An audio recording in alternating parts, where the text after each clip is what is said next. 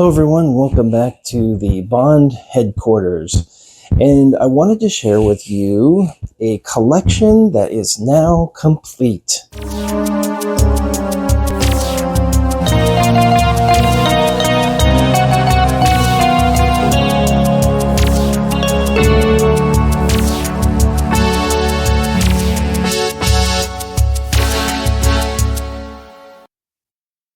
All right, so this has been some time in the making. I have certain videos already on the channel where I have read some of these books. However, I now have the complete collection finally. All right, so what are they? They are the Find Your Fate James Bond books, numbers 11, 12, 13, 14. And so I have had, which one have I had forever? I have had, I believe it was Strike It Deadly. I've had this second one for many, many years. I found it a long time ago. I've had it. And these were books that I used to check out of the library back in the 80s. And loved them, of course, because they came out right when A View to a Kill came out. And so I've had this one, and then I found this one online and I ordered it. But then I started to realize that, wow, these things they were going for a lot of money. They started like sometimes $150, I mean like $50 to $100. That's kind of how high they were going.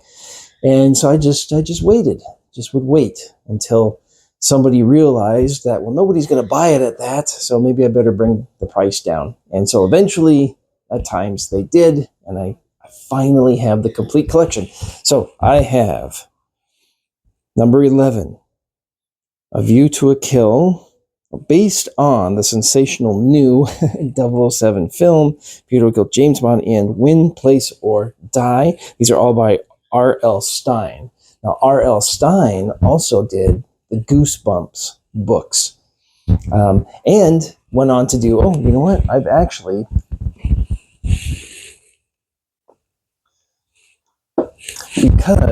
because I actually liked these, and I like R.L. Stine, the way he writes, I started finding these other R.L. Stine books that he wrote. This was another series, Fear Street. So I haven't read any of these yet, but I'm expecting they'll be good. So Win, Place, or Die. Number 12, Strike It Deadly. Number 13, James Bond in Programmed for Danger.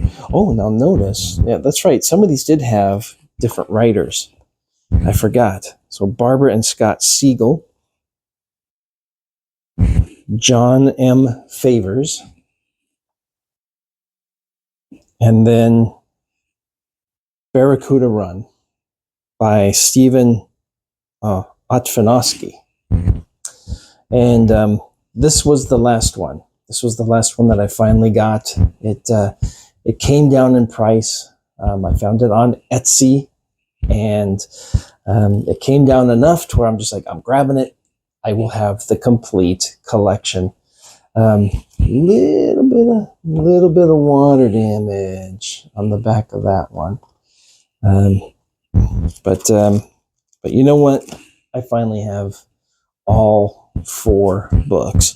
Now, I've done a reading where we read through the first 2 of these.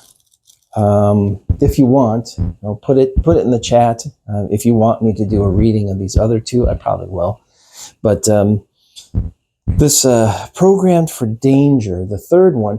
Now, I noticed in these first 2 books, they were very picture heavy. They had a lot of pictures.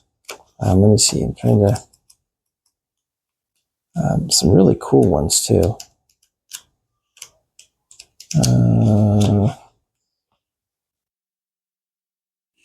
So they had a lot of pretty cool pictures in these.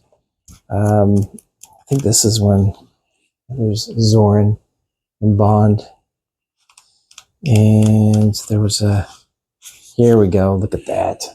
Look at that. The lotus. Love it. A lot more picture heavy in the first couple of books. Then I got to this third one, and it's just, oh, not so many pictures in this one. And there's one here or there, but it's not as heavy in the pictures as the other ones. But still, it's fun. And then now the first three as well. The first three are based on A View to a Kill, so they actually tie in all the characters. Zorin is in here, Mayday is in here, so all the main characters are in these. But then this last one, Barracuda Run, is actually just a full just story on its own. So it says it's based on A View to a Kill, but those characters, it's not so much focused on this. Those characters. This is like a standalone. Goes off onto a whole different kind of story.